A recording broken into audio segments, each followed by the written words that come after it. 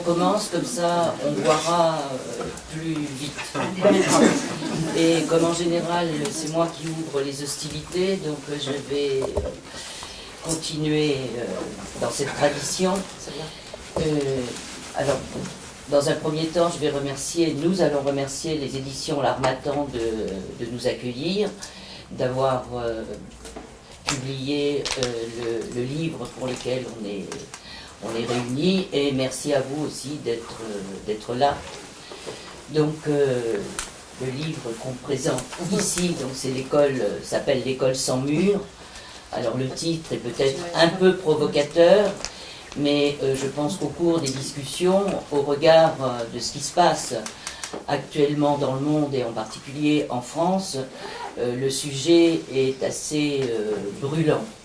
Hein, et surtout au regard de la marchandisation de l'éducation à laquelle on assiste, et face au rouleau compresseur du néolibéralisme, je crois que les réflexions autour de ce que devrait être l'éducation sont vraiment de la première importance. Donc ce livre est le résultat, en fait, d'abord de travaux qui ont été entrepris par Véronique Bois avec des collègues de Bouriassy, de Iakoutie, d'Irkoutsk, et un colloque a eu lieu à l'université Paris 8, donc en 2013. Colloque qui, en fait, répondait d'une certaine manière à la tradition de Paris 8 d'être cette université hospitalière qui accueille les autres, qui accueille aussi des pensées dissidentes. Et lors de ces colloques, ce sont des voix totalement différentes qui ont été attendues, et ce sont des espaces aussi très éloignés les uns des autres qui sont entrés en dialogue, en communication. Donc ces espaces, c'est à la fois l'espace européen, mais aussi les espaces sibériens, les espaces du lac Baïkal, avec des représentants des peuples de Iakoutie, de Bouriassy, des gens de Irkoutsk, et des représentants aussi du Mato Grosso, des gens qui venaient du Japon. Est-ce que j'en oublie? Non, je crois que c'est bon. Donc, et tout le monde était réuni autour de cette question de l'éducation, mais l'éducation pensée comme émancipation, comme conscientisation, et bien sûr en rupture avec la doxa néolibérale qui écrase à la fois les différences, disqualifie ceux qui se sentent ou qui sont plutôt considérés comme minorisés. Voilà un peu ce dont il a été question, et ce dont on s'est rendu compte, c'est que ce qui est commun à toutes ces voix, à toutes ces interrogations, c'est en fait le projet éducatif. Donc projet qui répondait à ce qui s'était fait et qui continue parfois à se faire actuellement à l'université Paris 8, ce qu'a mis en place Annie Quedel donc dans les années 1970-80, donc tous les ateliers de pédagogie de projet, et on s'est rendu compte que tous les gens qui venaient de tous ces espaces différents travaillaient eux aussi dans cette dynamique de pédagogie. Et on s'est rendu compte aussi que les pédagogues étaient pratiquement communs. C'était les pédagogues effectivement de l'école, ce qu'on appelle l'école nouvelle, mais c'est aussi Paolo Freire, par exemple, qui est quelqu'un de très très important dans notre réflexion, dans nos interventions pédagogiques, par exemple à Annie et à moi, et d'autres pédagogues comme, alors là je ne me souviens plus de tous les noms, mais Makiguchi pour le Japon et toute la dimension de l'éducation tout au long de la vie. Donc éducation tout au long de la vie, c'est ce que porte notre laboratoire Experis, Jean-Louis Legrand, enfin bon, tous les gens qui travaillent oui, qui travaille dans ce laboratoire. Une autre pédagogue, c'est Rosa Sansa pour la Catalogne. Donc Makiguchi, c'est le Japon. Rosa Sansa, c'est la Catalogne, pour laquelle donc éduquer les élèves, c'était leur apprendre à devenir des personnes. Et puis le grand pédagogue ukrainien, oui, bah oui, toi tu en parleras mieux que moi, Makarenko, donc, et toute cette dimension de travail collectif, collaboratif, etc. Voilà, donc ce livre rend compte de toutes ces voix qui s'écoutent, qui se font écho, qui dialoguent pour une éducation qui, d'une certaine manière, devient actuellement une forme de résistance.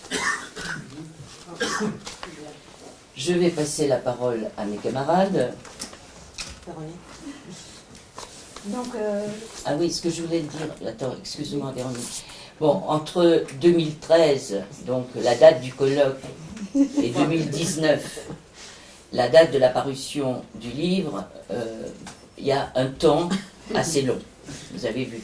Mais il n'est pas facile aussi de publier un livre où s'entendent en creux les voix du monde.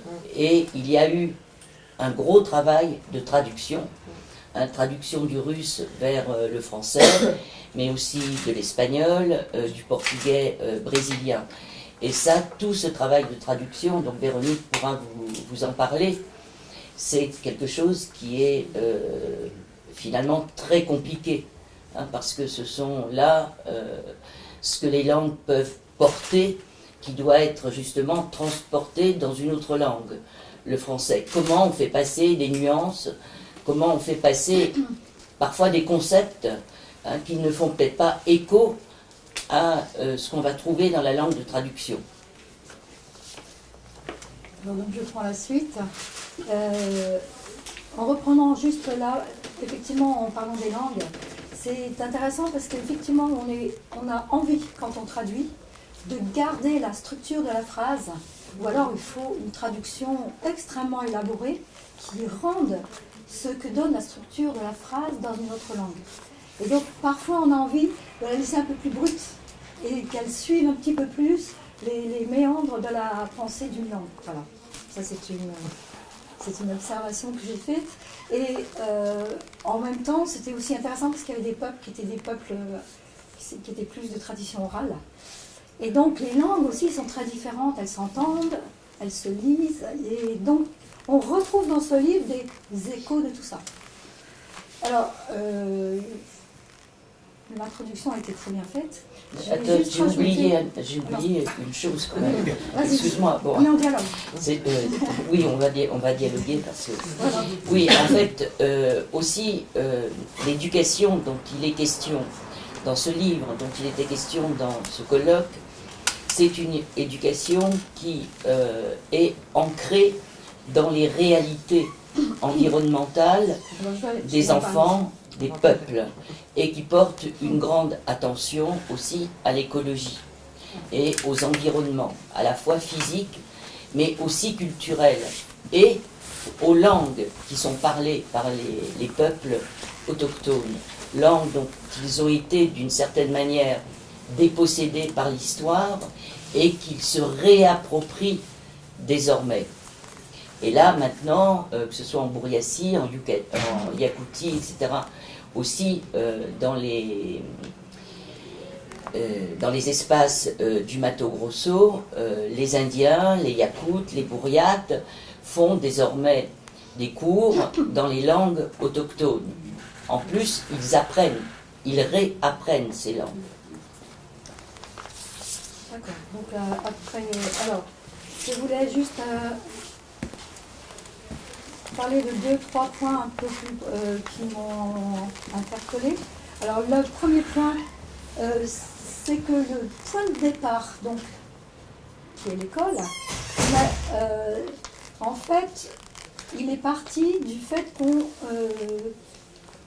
d'une première approche, d'un premier départ sur la Bouriatie, le premier pays qui a été vu et qui a été le vecteur général, la clé au départ, c'était la Bourriassie. Et pourquoi la Bourriassie? Parce que après avoir vu une école fermée en France, fermée dans les murs physiquement et spirituellement, on pourrait dire, on cherchait des pays où il y avait de l'espace et du temps. L'espace et du temps, ça faisait penser à la Sibérie, et en fait c'est parti sur une idée très poétique, et en réalité qui se retrouve dans l'école, c'est-à-dire que en fait il y a un imaginaire dans tous les pays où on est en contact avec la nature, l'espace, et qu'il y a plus de temps. Et donc, ce qui est très intéressant, c'est que la Bourriassie est arrivée, et puis après, les autres pays qui avaient justement cet espace, ce temps, comme on le pensait, se sont retrouvés. Donc, c'est ce que tu disais, hein, il y avait une liaison entre tous ces pays qui se retrouvaient, même dans la façon de penser la maison. Pour les nomades, la yourte d'un côté, la maison au Mato Grosso, et voilà, donc ça c'est le premier point. Le deuxième point, on s'est rendu compte pendant le colloque, d'une façon assez claire, que justement l'approche était différente, ça fait très intéressant de travailler ensemble. Il y a une première approche qui est beaucoup plus occidentale. On part de l'école, on était parti de l'école et on essayait d'ouvrir. On ouvrait pour trouver cet environnement autour de nous et créer des liens avec cet environnement autour de nous. Et eux, de leur côté, c'était l'inverse. Ils avaient une approche globale, l'environnement global, le monde, on pourrait dire, et ils allaient ensuite, ils revenaient vers ce qui était précis, et par exemple l'école. Donc l'école, elle est dans l'environnement. Alors que nous, on a l'école et on montre l'environnement autour, qu'est-ce qu'ils vont étudier. Voilà. C'est difficile à expliquer. Je pense qu'il y a une poète ici qui comprend, une conteuse. Voilà, donc ça m'a beaucoup intéressé de voir la différence. Ensuite, troisième point, c'est justement le troisième point de ces actes de colloque, c'est les projets. Donc on pense à Annie, on pense à Nicole, tous ceux qui ont monté des projets, parce qu'en fait les projets c'est ce qui nous rejoint tous. Les projets là-bas, dans ces écoles qui sont sans murs, c'est-à-dire qu'en fait finalement l'environnement, elles sont dans un environnement et l'environnement est aussi tellement important que l'éducation à l'environnement, qu'on retrouve ici chez nous avec le TLV comme on le dit, et l'école font qu'un, sont reliés. Et excusez-moi, j'ai perdu le fil. Et donc, ces écoles et nos écoles, quand elles veulent sortir, elles font des projets. Et pourquoi projet? Parce qu'il y a le corps, le physique qui travaille, la tête qui travaille, l'invention, l'inventivité qui travaille, et on peut découvrir l'environnement.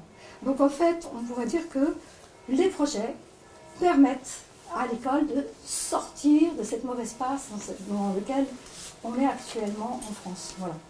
Alors après, il faut aller beaucoup plus loin, mais je pense que maintenant, il y a un autre facteur qui devient très intéressant, c'est la nature. Comme on est dans une phase de grande crise à l'heure actuelle, c'est-à-dire qu'en fait, l'environnement s'exprime, la nature s'exprime chez nous, on a voulu l'oublier, mais maintenant on ne peut plus l'oublier, même les lycéens sortent des écoles pour aller manifester et dire qu'il faut bouger. Et donc, la nature s'exprime exactement comme le pensent toutes ces écoles et toutes ces personnes qui habitent dans l'environnement, qui savaient depuis longtemps que la nature était un partenaire. La nature, les animaux, la terre, ce sont des partenaires. Donc là, il y a quelque chose d'intéressant qui se passe et je crois que ça va aller encore beaucoup plus vite parce qu'on ne peut plus... comment dire, la situation est urgente. Alors, ici, il y a quelques personnes justement qui ont travaillé sur ce texte. Et il y a donc Jean-Louis qui a parlé de l'urgence, justement, l'urgence du temps, du moment qui oblige les gens à sortir de l'école et à penser autre chose. Il y a Florent Pasquier qui a parlé, qui a travaillé sur le temps. Il y a Natalia qui a travaillé sur Makarenko, donc qui pourront aussi nous donner des échos. Parce qu'Antipi a été Sans elle, je crois qu'on ne serait pas arrivé à finir l'ouvrage. Voilà, c'est ça. Voilà. Alors, je voulais juste donner, pour terminer, aujourd'hui, ce matin, j'ai entendu à France Inter, c'était drôle, ça faisait écho, la petite philo de Thibaut de Saint-Maurice, qui parlait d'un livre de Boller qui s'appelle Bug humain, qui raconte comment c'est nous-mêmes qui nous faisons notre monde, c'est nous-mêmes qui cassons la branche sur laquelle nous sommes assis. Et à la fin, donc Thibaut de Saint-Maurice, il donne 3 exercices possibles, mais en fait ils émanent de ce livre. J'ai trouvé qu'il y avait une très bonne convergence. Le premier, donc, c'est de réveiller les consciences, notre conscience, c'est-à-dire de se remettre à douter, de se remettre à penser, ça remettre en question sa pensée. Le deuxième, c'était fabriquer ou créer des choses, c'est-à-dire se retrouver aussi dans un environnement, parce qu'on a tellement séparé l'esprit, le corps, la nature, l'environnement. Et le troisième, c'est la conversation. La conversation, c'est-à-dire dialoguer beaucoup avec les gens autour de nous. Voilà. Et donc le dialogue, il va continuer déjà avec vous, avec ceux qui ont fait partie de ce livre, ont travaillé sur ce livre, et aussi le dialogue parce qu'en fait, grâce à Nicole, les conventions se continuent avec ces pays. Voilà. C'est le langage. Voilà. Parce que les conventions, c'est encore autre chose. Je vais rebondir sur ça parce que Nicole a parlé de ça récemment. Là, on passe du discours de l'ouvrage, qui est un discours quand même de recherche, d'expérience, de pratique, à la poursuite des projets. Là, il faut maîtriser vraiment les discours administratifs des relations internationales. Et c'est intéressant de voir que finalement, un objet, un colloque, un ouvrage, ça passe par ces différents discours et il faut maîtriser ces différents discours. Et c'est un long apprentissage. Oui. Et souvent, on ne se rend pas compte, c'est-à-dire quand on voit l'objet final. Moi, je vais revenir un petit peu sur la mise en ouvrage, parce que c'était surtout mon intervention. Je n'étais pas encore à Paris 8 quand le colloque a eu lieu en 2013. Je suis arrivée fin 2014, en septembre 2014. Donc, en discutant avec Véronique, elle m'a dit, on a ce projet, on va essayer de finir. Donc, j'ai voulu aider pour finaliser. Donc, j'ai rebondi sur ce que disait Nicole, qu'il y a vraiment beaucoup d'épaisseur dans cet ouvrage, parce qu'il y a, donc, les colloques, c'est une chose, ensuite la mise en ouvrage, c'en est une autre.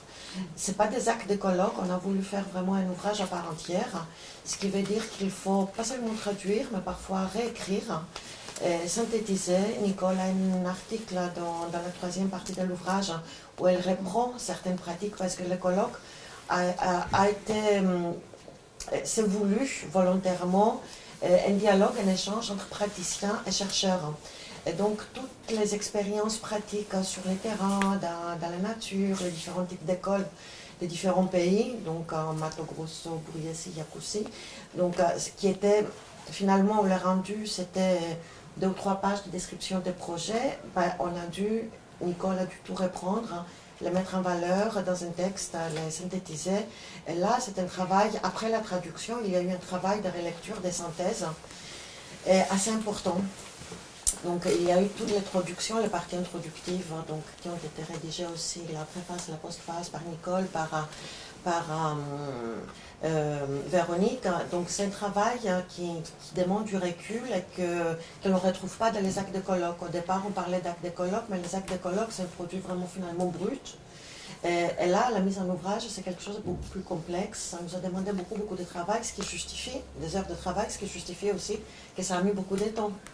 Et je me rappelle encore, on devait... Merci de nous défendre. Non, mais je me rappelle, parce qu'il faut dire aussi qu'on n'a pas, donc on est à Paris 8, et c'est le cas de l'Université française en sciences humaines, on n'a pas de budget important pour faire les traductions.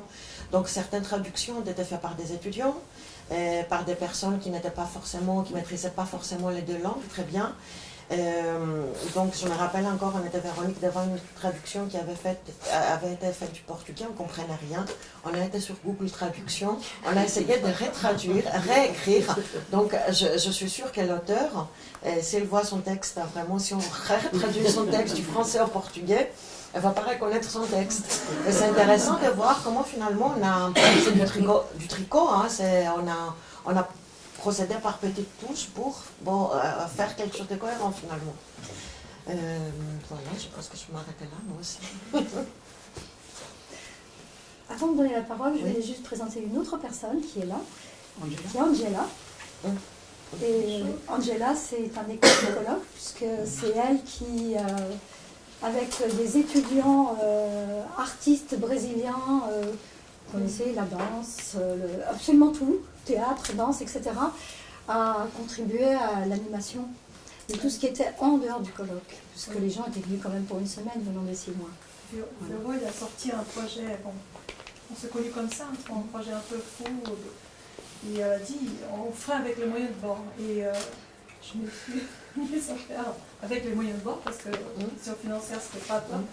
Donc à Paris 8, on fait souvent avec les moyens du bord. C'est partout, donc j'ai déclenché toute une logistique de traduction, d'animation, de tout. Et j'ai même hébergé une des doctoresses pour la traduction. Donc c'était très compliqué, vraiment très compliqué de traduire des pensées parce que, comme disait Véro, il y a des choses qui n'existent pas en traduction littérale, donc trouver vraiment les arrondis, c'était très complexe, c'était pas évident parce que c'est deux mondes, c'est 3, 4, 5 mondes complètement différents, opposés et qui se rejoignent. Ce qui est intéressant aussi, finalement, vous écoutant parler, c'est que le colloque aussi, c'était un projet, l'ouvrage. C'était que des projets. C'est-à-dire, on a essayé de faire du mieux qu'on pouvait parce qu'il n'y avait pas le budget. Donc, la preuve en est que finalement, s'il y a de bonnes volontés, s'il y a des personnes qui travaillent ensemble, on peut s'en sortir. Du personnel, des étudiants, et j'étais très étonnée parce que c'est vrai que ça aurait pu être très professionnel, avec des caméras, avec des touches, ça aurait été quelque chose de très, comment on dit en anglais, parce que je parle anglais, très successful. Mais ça a été, moi je trouve que c'est une expérience humaine. C'est vraiment quelque chose, on a même pleuré avec Nicolas. Ah, je me souviens plus. Pleurer de quoi? De fatigue? Parce que il y avait quelque chose qui a pris qu'on ne s'y attendait pas. Oui, mais ce qu'il y a, c'est que aussi, c'était pendant le colloque, c'était vraiment très fort les rapports avec les personnes qui venaient de si loin. Parce que certaines avaient fait je ne sais pas combien d'heures d'avion pour être là, pour discuter avec nous, pour rencontrer des gens, pour témoigner de ce qu'elles étaient, de ce qu'elles mettaient en place. Et ça oui, c'était vraiment très fort. Et puis il y a eu la construction de cette yourte sur le campus de Paris 8, donc qui est la maison des peuples nomades. Et c'était fantastique de voir cette yourte dans l'environnement urbain de Paris 8. Et les étudiants, moi je me souviens, j'avais une salle de cours qui donnait juste sur la yourte. Ils se demandaient ce que c'était, donc on est allé voir. C'était franchement pas prévu. Elle était fermée, c'était dommage. Mais quand on est revenu dans la salle de cours, après ils ont cherché sur leur tablette qui étaient les Yakoutes, les Bouriates, etc. Donc là, ce qui était intéressant, c'était que l'inattendu intervenait justement dans le cours. Et l'éducation, c'est aussi ça, accueillir l'inattendu. Et pour nous, ce qui était très intéressant par rapport à la yourte, c'est qu'on a appris beaucoup de choses, c'est qu'on a vu que des pays au niveau tout étaient opposés, les Boliassi et Mato Grosso, où il fait 50 moins 0 et 50 plus 0, et que c'était identique la façon de l'école. La yourte en Boliassi, c'est exactement le même modèle, version été bien sûr, de la orca, ce qu'on appelle dans le langage guarani. La orca, c'est exactement le même principe que la yourte, et à l'intérieur, la disposition, c'était identique, c'était comme ça.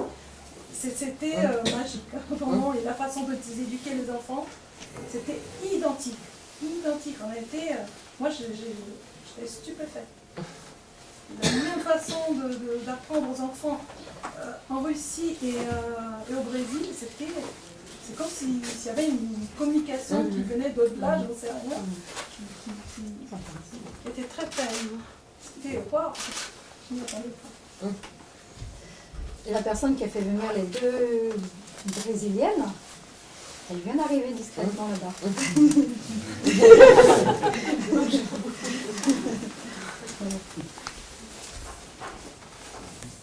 Salut Florent, Jean-Louis,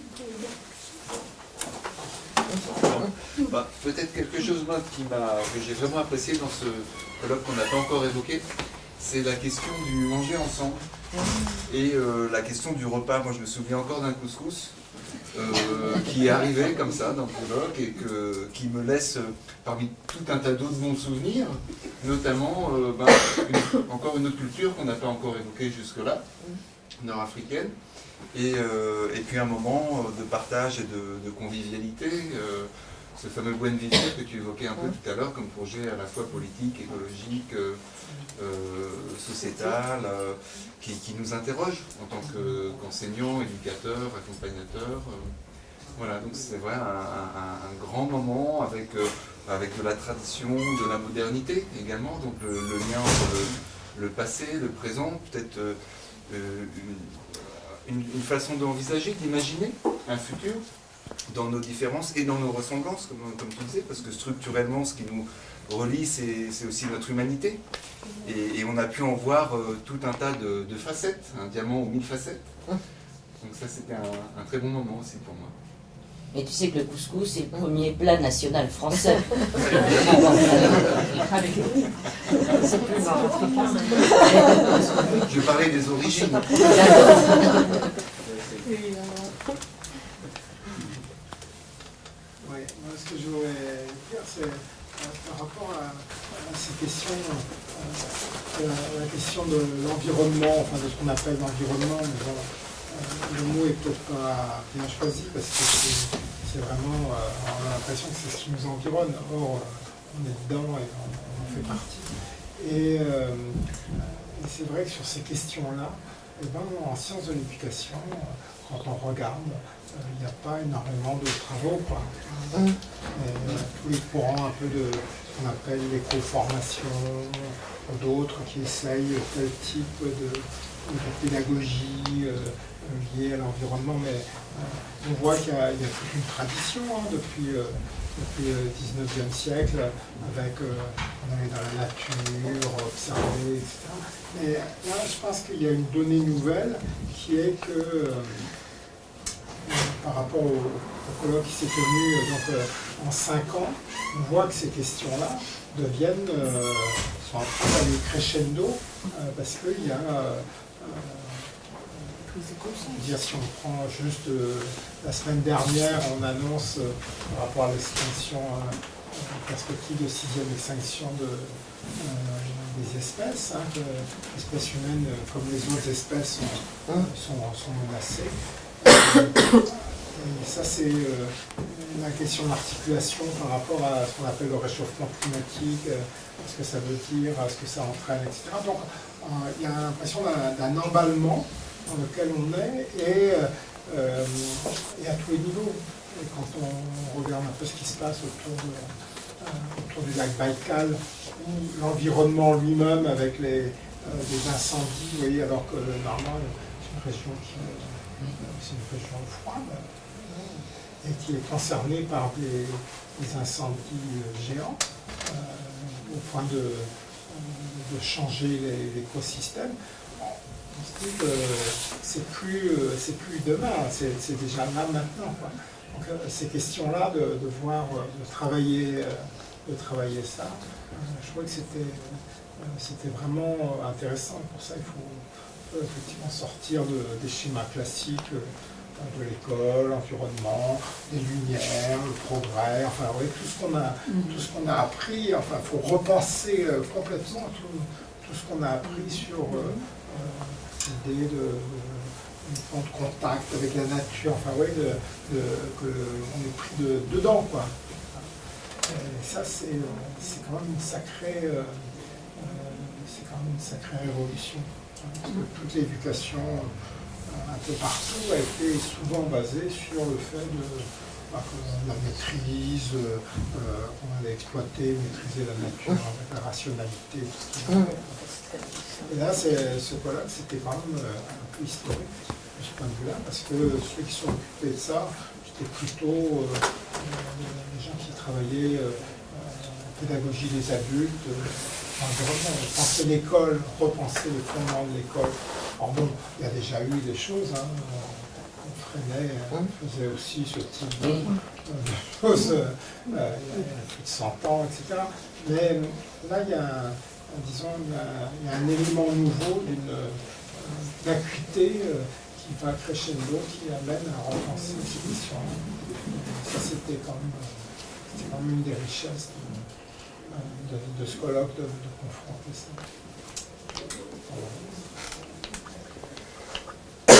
Natalia, tu veux dire quelque chose, toi qui as écrit? Moi, j'ai écrit un article sur Anton Makarenko, pédagogue ukrainien. C'était en 2013. Je présente mes excuses devant Véronique pour dernière étape. Elle m'a demandé si c'était des choses au bout des ciseaux. J'étais absente l'année dernière par raison de santé. Donc, comme c'était au début dit qu'il faut écrire un article de 2 semaines, j'ai écrit en 2 langues, envoyé, mais le temps passe vite, donc ce n'est plus en 2013.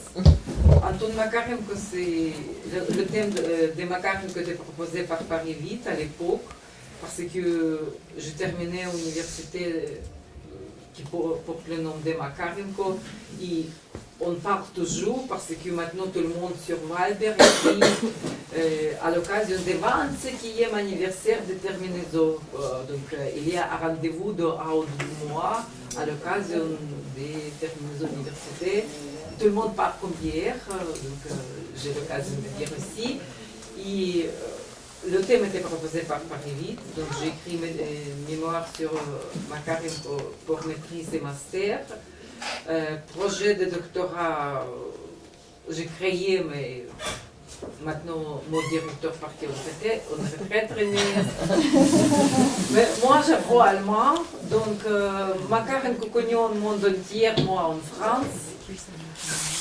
Une fois que je parle très bien allemand, je peux travailler avec les œuvres d'origine et probablement je réalise le thème de mon thèse de le futur proche. Mais pas directeur de thèse jeune. Oui. C'est mal, le temps passe vite, la vie. Actuellement c'est accordéon, actuellement c'est allemand et la thèse bloqueur. Makarenko, il est, comme je dis, moi très connu au monde entier, moi en France, et nous avons besoin de Makarenko. Et moi actuellement je travaille de 2 lycées, de un assistant d'éducation, lycée 2 un autre, prof de russe. Et même j'ai donné déjà un article, j'ai parlé, je vais acheter le livre pour donner à notre directeur, notre proviseur. Par exemple, a créé au début d'année surtout beaucoup de fonds de lycée, assistant d'éducation et même proviseur adjoint va feuilleter les sacs, regarder le bouteille. Moi, je travaille là-bas que jeudi, vendredi parce que je travaille dans le lycée, mais une fois j'étais mis pour feuilleter le sac. Mais c'est contre mon pédagogie. Moi, je dois donner confiance. J'étais avec proviseur adjoint. Et pour les élèves, c'était les choses courantes. C'était fait chaque jour. Pour moi, je n'ai pas fait ça, mais je dis, les élèves, excusez-moi s'il vous plaît, mais il a dit pas grave. Mais ce que j'ai remarqué ces derniers jours à vos vacances, peut-être d'automne, cette affaire a été arrêtée. Depuis, c'est mieux beaucoup à l'école. Mais 6e année que je travaille, j'utilise consciemment la pédagogie de Makarenko, ça marche. Et l'école était avec les faux, salle d'études que j'ai organisée. il y a ciseaux, je parlais à Véronique, peut-être de quelque chose déchiré. Maintenant, il est bon état. Le proviseur parlait, peut-être plus, après c'est la salle d'études. Non, c'est mon petit coin où je fais mes petits boulots. Tous les affiches ont très bon état. Rien, ni faux, ni rien du tout. Et avant, le proviseur a été changé. De la salle d'études, c'est la salle d'études pour apprendre. Maintenant, salle d'études, ce n'est pas salle d'études, c'est foyer où les élèves se reposent. Donc c'est plus difficile. Et quand même, grâce à Makarenko, j'ai réussi, je pense, travailler avec les élèves qui ne font rien du tout et garder bonne ambiance, être avec les élèves. Bon, aujourd'hui, je dis que c'était le pire de ma carrière. Ça arrive de la vie pédagogique que ce n'est pas très facile. Donc, j'ai produit un article aux demandes de Véronique. J'ai relu l'article, j'ai feuilleté, j'ai regardé, j'ai lu l'introduction. Et j'ai déjà donné certains professeurs et apprécié. Évidemment, premièrement, je pensais à dire grand merci et grande félicitations à Véronique. Merci beaucoup à tout le monde. Makarenko, moi connu en France, dans le monde entier, connu par sa pédagogie est très remarquable dans la colonie Gorky et Commune Dzerzhinsky. Pendant ces années de ce travail, il a rééduqué environ 3000 enfants qui ont pris le chemin d'être voleurs, bandits. Il a trouvé la méthode pour rééduquer cet élève qui est devenu le monde véritable. Donc ça, c'est très utile, c'est très remarquable. Ça, je crois que c'est ce qui était le plus remarquable. C'est très remarquable. Plusieurs choses, si on parle de poèmes pédagogiques, tout le monde va relire. Il y a plusieurs réponses de poèmes pédagogiques. Il ne faut pas ni mémoire ni article. Dans les poèmes pédagogiques, il y a plusieurs points. Confiance, comme Makarenko, avec manière littéraire, il expliquait qu'est-ce que c'est confiance, comment il a donné à un élève voleur le somme d'argent, et comment cet élève, de A jusqu'au B, il a mis l'argent avec cette confiance jusqu'au dernier rouble, par exemple. Ou il y a des choses que j'ai appris quand c'est les mots de mon travail, tu vas voler encore 2 fois et après tu vas arrêter. Pourquoi Makarenko dit ça, on ne sait pas. Mais moi, je me souviens sur Makarenko, j'ai dit, tu vas être exclu encore 2 fois et après tu vas pas être exclu. Et pourquoi vous savez ça? Vous faites prédiction, les élèves peuvent dire tout et n'importe quoi, mais déjà, dans ma petite vie professionnelle, c'est déjà marché. Quelqu'un qui était exclu en seconde chaque jour, je ne sais pas, il est devenu en première, bon, après c'est terminé, c'est déjà été quelques années, mais Makarenko, article que j'ai présenté, il est actuel, et surtout en France, parce que quand je parle avec mes pédagogues collègues, Makarenko n'est pas très connu. Donc, aidez-moi, comment on peut parler de Makarenko. Eh ben, il va falloir lire. On va lire. Il n'est pas très connu, mais peut-être que la pédagogie qui s'applique n'a rien à voir avec celle de Makarenko, vos collègues. Voilà, exact. Oui, mais appliqué pour proposer Makarenko. J'ai parlé avec les proviseurs, j'ai fait mon petit travail. Il y a peut-être d'autres qui ont des questions là? Oui.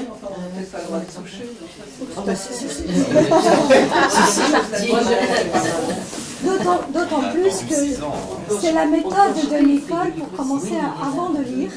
Il faut d'abord souffler, sentir, regarder la photo, avoir envie de toucher, feuiller, voilà. Ça crée Tout à fait dans le courant. Peut-être des questions. On peut parler.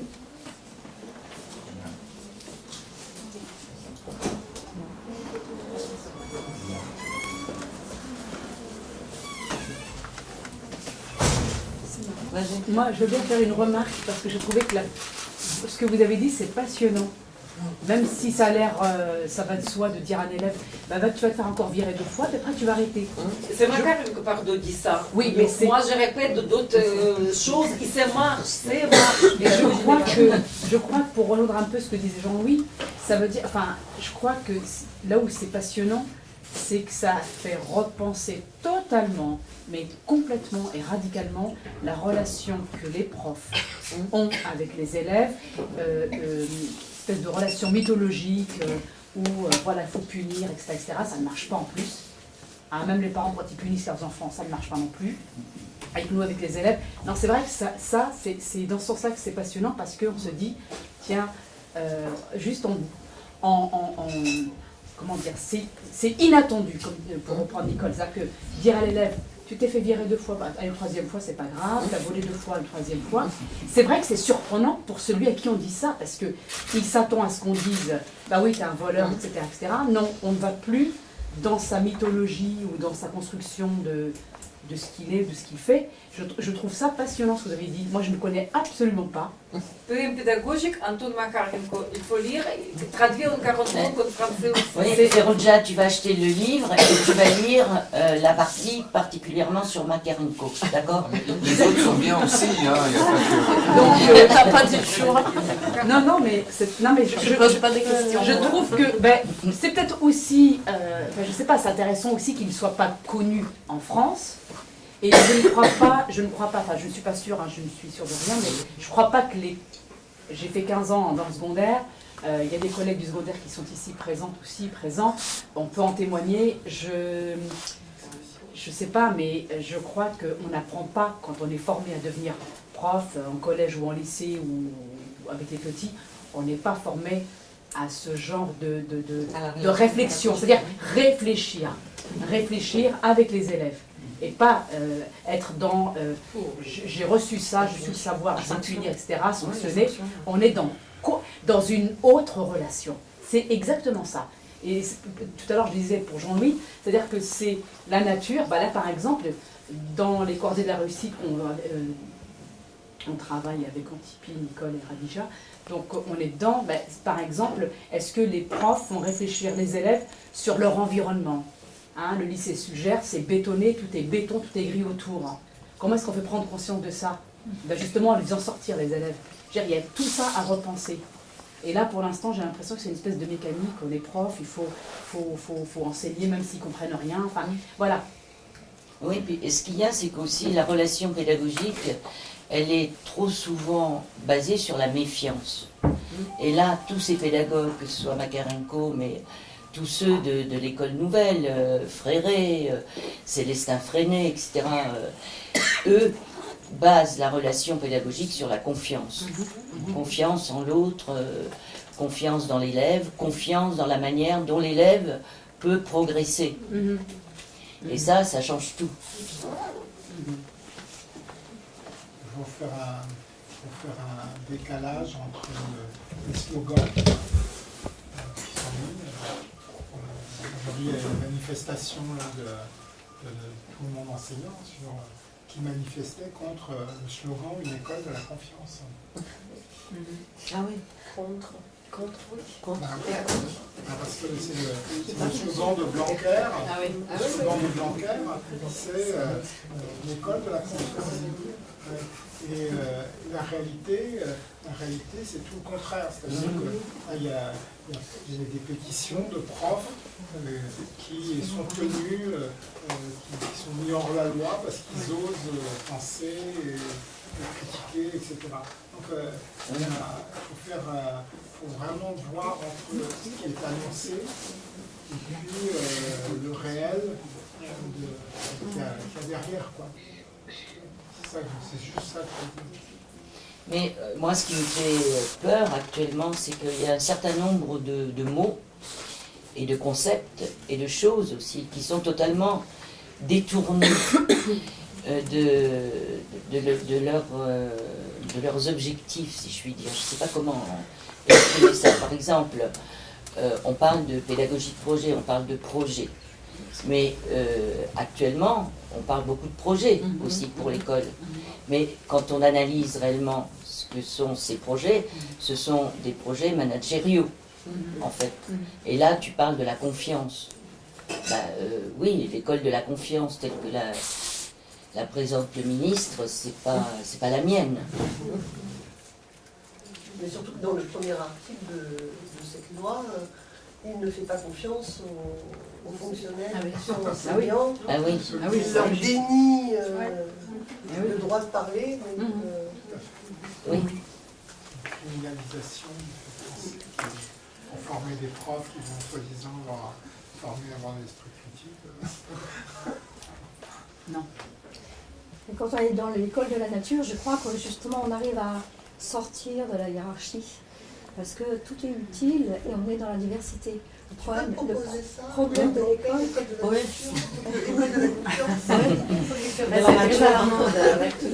Pourquoi ces écoles étaient toutes semblables et différentes de nous? C'était parce qu'elles cultivaient la diversité. Donc les élèves sont divers. Si les élèves sont divers, on doit les écouter tout autrement. Et chez nous, il y a quelque chose de très monolithique. D'ailleurs, il y a eu, il n'y a pas longtemps, un colloque sur la liberté pédagogique. Et qu'est-ce qu'on retrouvait dans ce colloque sur la liberté pédagogique? Toutes les écoles libres. Donc on arrive à un monde fou. Parce que les écoles libres défendent la liberté pédagogique. Et nous, on essaye de se battre pour que tous les enfants aient des droits communs. Et qu'est-ce qu'on fait? Comment ça va se traduire? Et quand on leur dit que ce n'est pas pour tous les enfants, ils disent maintenant on va monter des fondations. Ça veut dire que les fondations feront partie du système pédagogique pour la liberté pédagogique. Enfin, voilà. C'est quand même assez étonnant.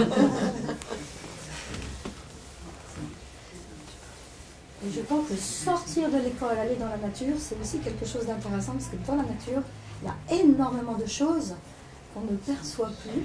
Et je crois que maintenant, il faut penser aussi que les enfants, je crois que c'est l'éducation tout au long de la vie qui doit se rapprocher, pour moi, il n'y a pas de solution, avec l'école, pour que les enfants puissent vraiment sortir, puisque pour le moment encore, ils ne peuvent pas sortir.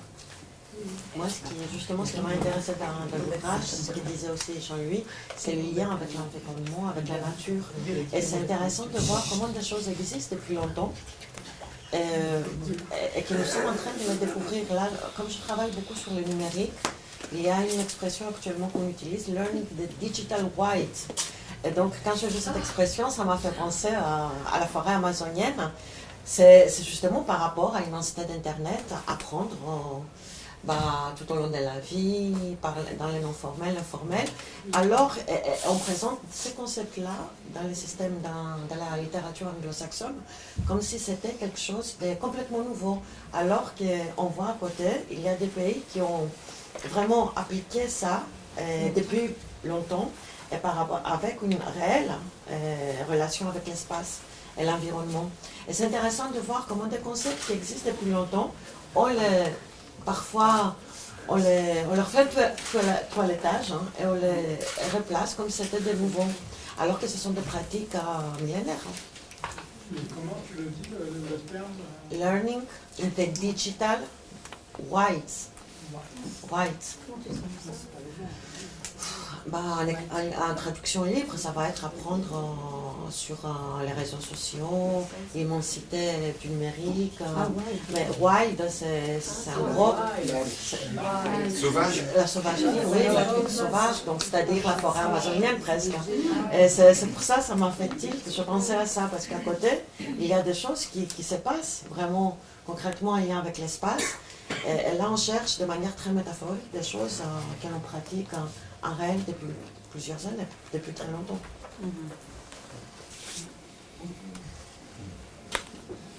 J'aimerais rebondir sur un terme que tu as utilisé tout à l'heure, qui est celui de la spiritualité. Je crois que ce serait intéressant c'est le cœur de mes recherches actuelles, je crois que ce serait assez intéressant oui, de j'ai lu mettre ton en lien. article 3 fois. Ah bon? Oui. J'ai une lectrice. Parce que le lien avec la nature, et j'adore le sous-titre du livre Une école de la reliance, qui nous ramène justement à l'humain, me paraît justement être capable de dépasser ces cloisonnements, qu'ils soient spatiaux, temporels et surtout mentaux, avant tout, et que cette reliance nous amène à nous sortir de nous-mêmes.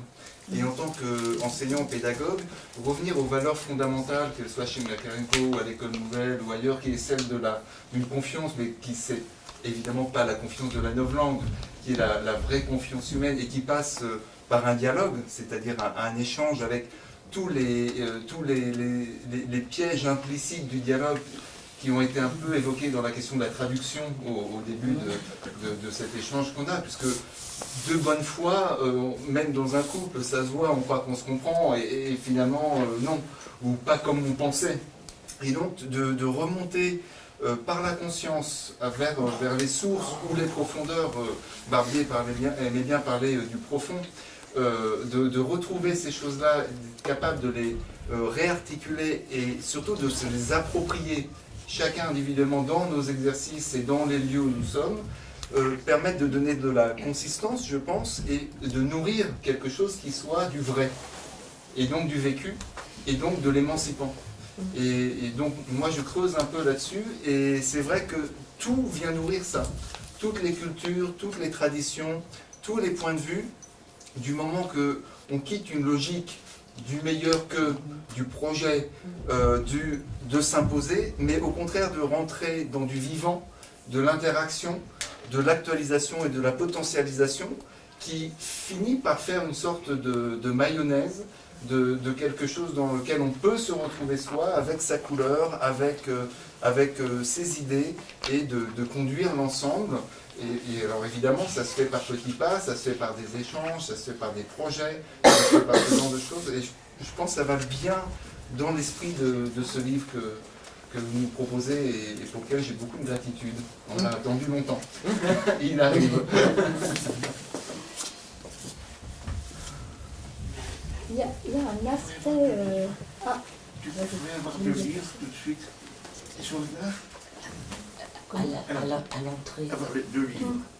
Tout de suite. Il y a un livre qui circule, le livre circule là. À l'entrée, il y a quelqu'un. Jean-Louis. Oui, ça m'intéresse. Je ne t'ai jamais vu aussi relation. En plus, un de mes amis, enseignant d'ailleurs, enseignant d'anglais, qui a fait au moins 6 ou 7 voyages en Yakoutie, et dans toute la Sibérie, qui est reparti d'ailleurs dans le sud de l'Oural. Et ça, ce livre certainement l'intéressera. Je ne suis pas du tout dans votre domaine. Je suis un petit enseignant à la fac de droit de Bordeaux, mais en tant qu'enseignant extérieur. Mais ce travail m'intéresse beaucoup aussi. Et Mato Grosso, j'ai vu à Campo Grande, je suis allé à Campo Grande, donc c'est un petit peu ces régions-là. Donc je crois que ça doit être un livre extraordinaire. Parce que c'est vrai. Ça ne peut être qu'extraordinaire. Et autres, mais voir en effet toutes ces expériences dans ces différents pays. Et en effet, dans ces pays, on va dire entre guillemets émergents, ce qui n'est pas le cas pour la Yakoutie émergents, ils ont eu une civilisation. Mais retrouver une façon, disons, d'enseignement dans l'esprit de leur tradition, de leur environnement et autres. Je trouve que c'est un très beau... Bravo Nicole. Merci Jean-Louis. Et oui. Bon, je suis obligé de vous quitter. Tu vas trouver des livres juste à la... Merci d'être venu. Excusez-moi d'abandonner, mais je vais continuer après ce soir avec le livre. Merci, excusez-moi. Oui. Il y a un aspect qu'on a peut-être pas assez mis en valeur, mais tu as parlé, Nicole, c'est l'aspect politique de résistance. Par exemple, j'ai pu voir que dans des pays comme la Yakoutie aussi, la Bouriatie, il y a des gens qui résistent à l'occidentalisation de l'école par la Russie, et notamment par rapport au temps. Et eux, ils veulent enseigner à des temps, 1 heure, des heures comme ça, obligatoires, 1 heure on change. Ils ne supportent pas. Et donc ils résistent par rapport au temps, à l'espace et à un certain nombre de choses. Et je crois qu'il y avait également dans les pays brésiliens, Mato Grosso, il y a cette même résistance. Et je pense qu'en Afrique, on pourrait aussi retrouver ces écoles qui voudraient exprimer un peu plus. C'est pour ça que je voudrais... Il y a 3 Africains ici, non? Je voudrais titiller un petit peu, parce que je crois qu'il y a ce problème de l'école. Ils ont un autre environnement. Et vraiment, un dialogue entre l'environnement et l'école peut être absolument très important. Tout ça fait, hein. Il y a dans mon propre village une lutte entre ici l'école traditionnelle qui était basée sur le Coran, on enseignait le Coran, mais comme d'habitude, c'est toujours dehors. C'est jamais enfermé. C'est dans la cour. Et actuellement, c'est dans la cour même chez moi. C'est mon neveu qui enseigne. Donc, je peux rentrer à peu près. J'arrive vers 18h, 19h, 22h, terminé. Mais c'est toujours sur l'extérieur. Et ce sont ces mêmes élèves qui, le matin, à 8h et 19h, partent à l'école française, sur la table. Et nous avons constaté effectivement, ceux qui passent par cette première école traditionnelle sont beaucoup plus qualifiés. Pédagogiquement, même intelligemment, ils s'approchent mieux que les autres. Même si on leur parle mal,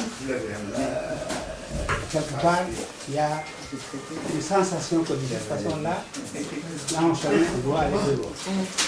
Alors que l'école coranique, ça permet à comprendre le Coran, comprendre un peu les préceptes, ça s'arrête là. On ne veut pas avancer comme enseignant. Alors, c'est devenu une conception que ici,